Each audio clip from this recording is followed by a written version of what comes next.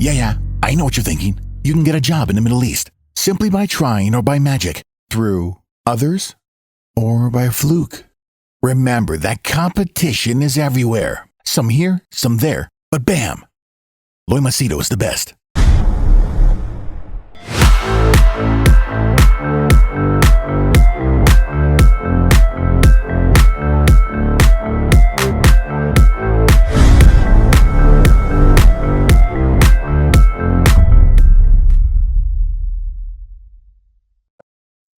All right, in this video, I'm going to share with you an incident that took place in my WhatsApp group, how I ended up literally screaming at this new member.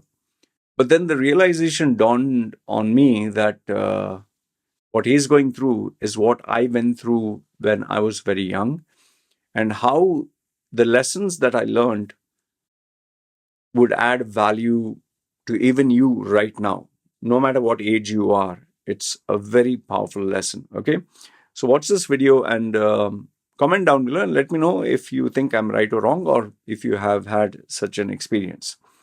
All right, for those of you who are new to my channel, my name is Loy Machedo. I'm a personal branding strategist. I help people get well-paying jobs in Dubai, UAE. And people also book my services for coaching, consulting, whether they want to take my advice for personal or professional challenges, issues, problems. Because apparently I give them practical, to-do, realistic stuff, not the goody-goody two-shoes kind of advice that you get online. Details are put down in the description. Okay. So what happened is, if you know, on my community tab, I invited people to join my group. My one particular group that I have for new members who wish to join. And from there, if people really add value, I take quality members and add them to the other group. So it's more like a sandbox.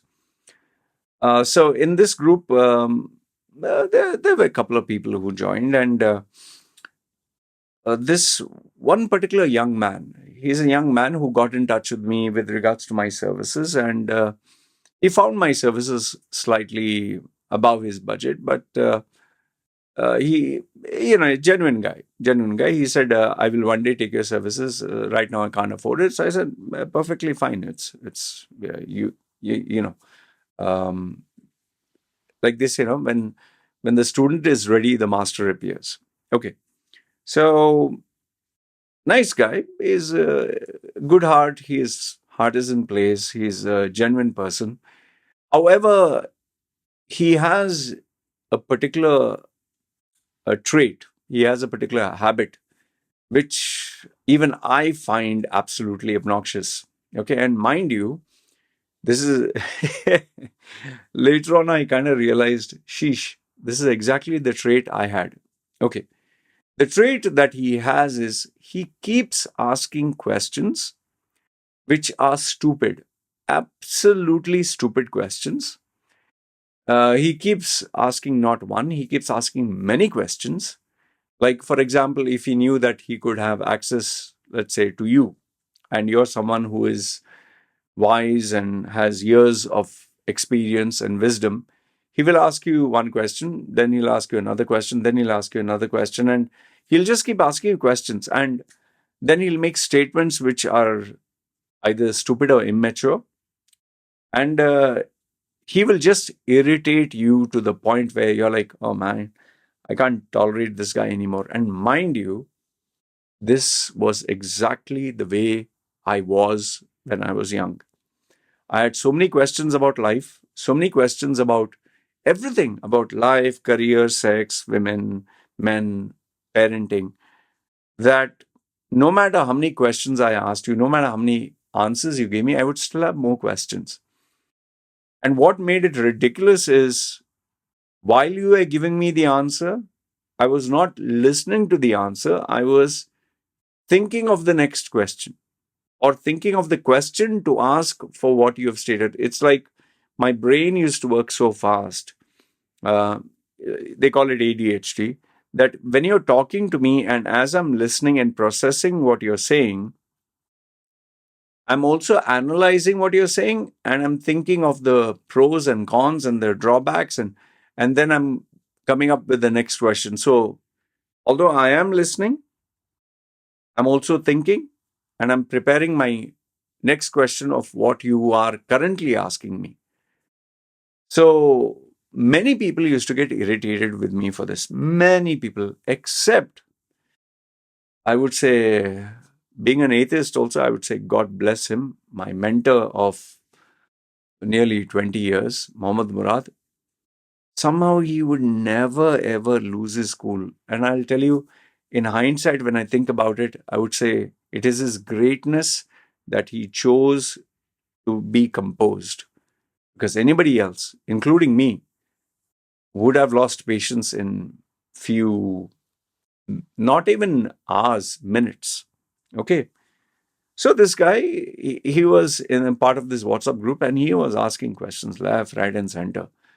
And, the minute I added him to this group, all of a sudden, it looked like there were no other members in this group. It was only him. And if any new member came or any new member added any post or a statement or a question, he would start bombarding them with questions. Okay. And then he always had his own agenda of questions. Like, for example, he was talking about movies, South Indian movies and North Indian movies. And I just kept my phone down. I went, did, I don't know, I was just doing something and I came back in a few minutes, 165 messages. Finally, it was irritating me for quite some time. And then I kind of noticed other members also getting irritated. Finally, what I did is I just sent a message to 2 or 3 members and I asked them, what do you think of this guy? Like they said, what do you mean? I said, is he really irritating? Because I find him irritating. I told him. And they all were like, yeah, he drives me nuts. So I just stop, I avoid him. So finally, what I did is I put a message not only to him, to all the members of the group. And I said, see, guys, listen, if you're a part of this group, at least ask intelligent questions and at least share something that everyone can relate to. Don't ask just questions which are only beneficial to you and just spam the whole bloody group with your questions, your issues, everything about you, and only what interests you and nobody else. Bring in engagement. Talk about something that everyone would be interested or would want to participate. Like, for example, if he talks about South Indian movies and a specific actor, which nobody knows or most of them don't know, how many are going to interact? If you talk of a global issue, okay, Israel, Palestine, or some viral headlines, fine, everyone can jump in. And the questions that he was asking was also, ridiculous. But remember what I said, huh? I was like him once upon a time. Now, after I gave out to him, privately he sent me a message, he apologized. I said, see, listen, I didn't remove you from the group because I know your heart is in the good, right place. But back off a little bit and just listen, just observe. Okay. After I finished telling him this, I just realized, man, you were like this once upon a time. You are exactly like this. In fact, maybe you are worse. And then how dare, like I would say, how dare you give out to someone who is now going through what you're going through at this age? And I just realized, sheesh, that is so bad of me. Like, I expected when I was young for people to have patience and understand me and all that. But I didn't have that awareness of what I was doing. And here I am blasting someone else, but making him aware. So finally, I told him, see, listen, I'll put this video that I'm sharing right now and I'll share a few points. Now, the video is not about you asking questions or you being irritating. Rather, the question that I want you to ask yourself is, in an organization, in a community, what if you are not likable? What if you are the person who, let's say, is irritating? Or what if you're the person who people don't look up to as a leader? What if you don't have those characteristics? What if you are not We all like to be a hero. When we see a movie, we relate to the hero, not to the villain. We cheer for the the good guy, not the bad guy. Very rarely do we cheer for the bad guy, unless, of course, it's like Star Wars and Darth Vader or Thanos, where we see a reason to be a villain. But generally, we always champion the hero, not the villain, not the bad guy, not the irritating guy. But let's be real. How many of us are heroes in the script of life? How many of us are like sought after, are charismatic, are likable? In an organization, let's say, for example, in your company, there's always one leader or one guy who's liked. Or even in your school or college, there'll always be the popular guy.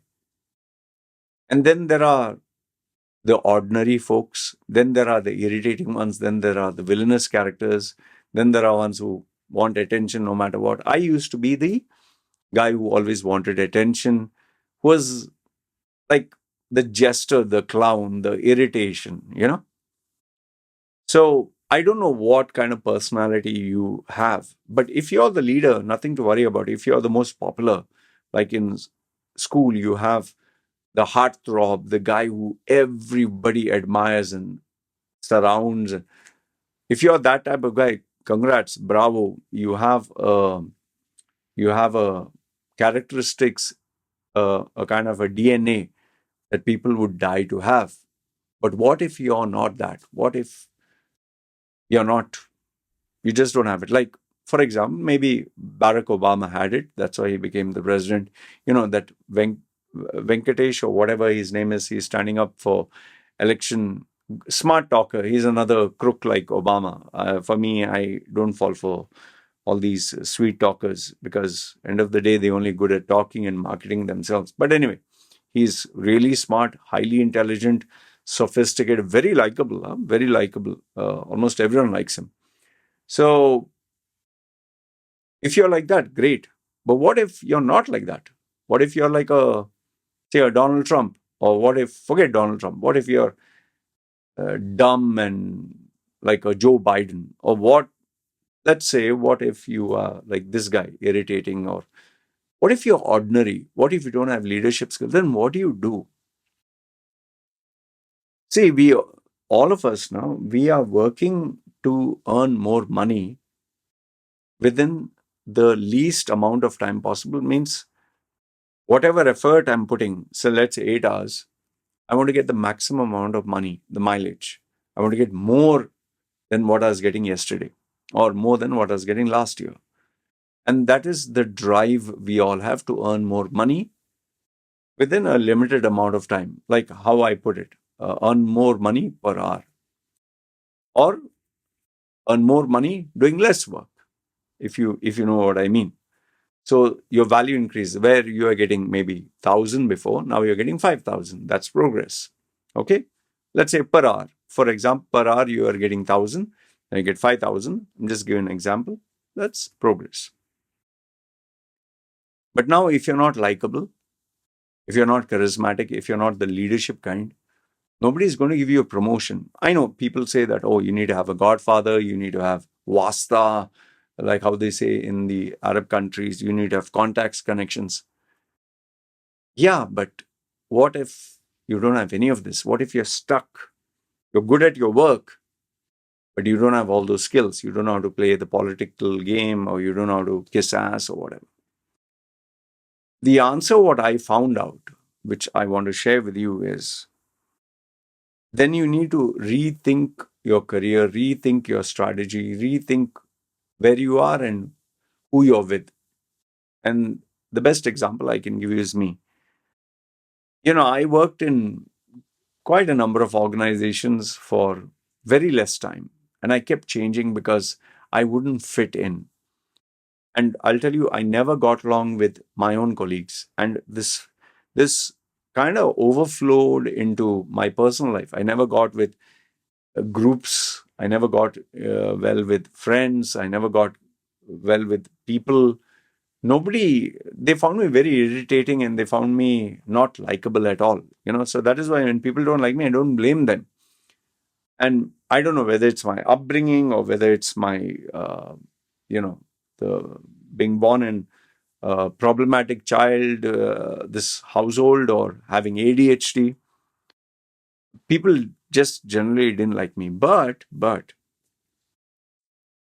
I don't know. I was just lucky that the heads of companies or the CEOs or the senior most managers, whom I would, take them as a father figure, they would eventually like me and have a soft corner for me. And I was very lucky that way. That is why all the high positions that I did get was because I directly got in touch with the CEO. But now, what if you don't have that also? Then you need to rethink whether you should be in the corporate world, because maybe you have a DNA, maybe you have a personality that is better off where you work independently. I'm just suggesting, I'm not telling you resign from your job and start a business. No, that would not be smart.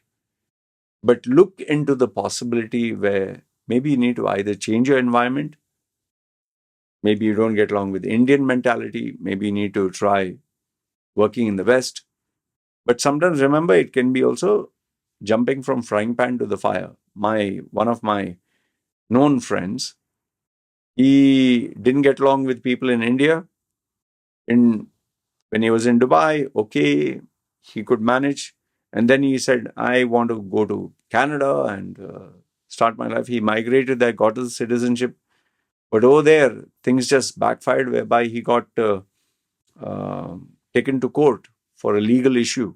Means his style of leadership was in violation of the company code of conduct, which I saw as harmless. But there are different laws, whether it's addressing them with their pronouns or whatever. So what I'm telling this young man, because I'm making this video for him, and what I'm telling you is, maybe you need to figure out that maybe you're not good as a team member, maybe you're better as a team leader. Maybe you're not good working in an organization, maybe you should start your own business. Maybe you're not meant to work in a national company, maybe international company. Maybe sometimes reverse. Maybe you can't get along in a multinational. Like, for example, for me, I find these multinational companies and these formal structures very suffocating, man. Morning, how are you? Like, you hate the guy, you can't tolerate the guy. Yeah, it's so nice to see you, man. How are you again at these events and all that? It's so fucking fake, yeah. Like, a female, she's so happy to see this guy because he's the boss or he's rich or he's the CEO. You see all these guys, employees, when they see the CEO walking, they are like literally like dogs wagging their tail and like, what the fuck, yeah. It's like you're putting on a facade, a fake image. But then again, this is required for the organization, this politics and ass kissing and faking your emotions and feelings. So for me, what I realized is I can't, I will not survive, I will not thrive, I'm not comfortable. I felt suffocated in that environment. It was more like someone was catching my neck. So I left. And lo and behold, today, this is where I am, where I'm a coach, I'm a consultant. And guess what? Even though I'm still the irritating guy, I'm still very biased with my opinions. I have very strong opinions, but I am admired or liked by majority of my clients because I keep it real. They know that I'm very genuine. They know that I have their best interest in mind. But yeah, you need to be good at your job, not just have good intentions. And I am really, really good at what I do, because if I was not, I would not be surviving so long. Okay. Um, so if I were to encapsulate and just give you a singular message, it would be that evaluate where you are in your life. Evaluate, do people like you? Are you likable? Because without being likable, you cannot succeed. I'll tell you, even interviews, you may not know the answers. Technically, you may not be sound, but if you're likable, that person might even overlook all that. That's why I tell people, remember, decisions are made emotionally and then supported logically. So if you're likable, it'll solve 99% of your problems. That's why even females who are very cute looking, petite and all that, guys melt. This is human nature. That's why when you see a puppy dog or a baby with big eyes and go, oh, we go like that. So it's all emotions. We get flooded with that. So if you're not likable, then figure out what can you do. Change of company, change of group, change of city, say like maybe South India to North India, or maybe from a village to a city life, or change of country itself, or maybe you need to change from working in a group to maybe working alone.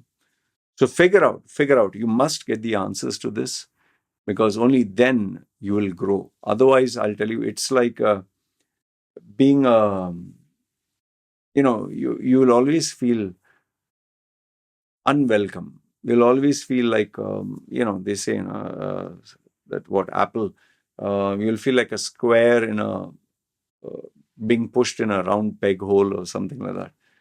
So it's like the ugly duckling.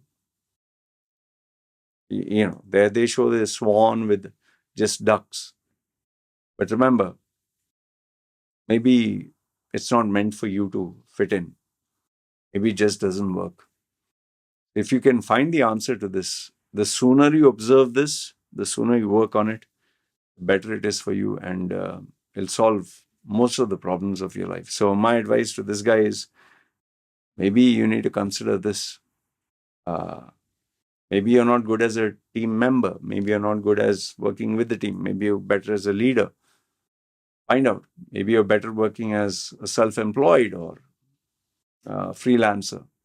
But then again, don't take any drastic decision. Don't leave your job and just say, oh, I'm going to follow this advice. Remember, end of the day, even if you're hated, but you're very good at your job, people will tolerate a lot of stuff. That's why in many companies, I know the CEOs, they can't tolerate one guy who has an attitude problem or who's egoistic or whatever, but they know that it's a rare talent. So they tolerate them and keep them. Like the movie Troy. The king hated Troy in his guts, but he never do anything to him because he had exceptional talent. Anyway, that talent I was talking was Brad Pitt. Okay, he plays that character, Achilles. Anyway, let me know your thoughts in the comments below. You agree, disagree? I'd love to know what you think. And if you have any piece of advice for this young man, do share it. And please, if you're a member of my WhatsApp group, please don't mention his name. Let's respect his privacy. Let's encourage him, because who knows, maybe he has exceptional talent that is not yet discovered. All right?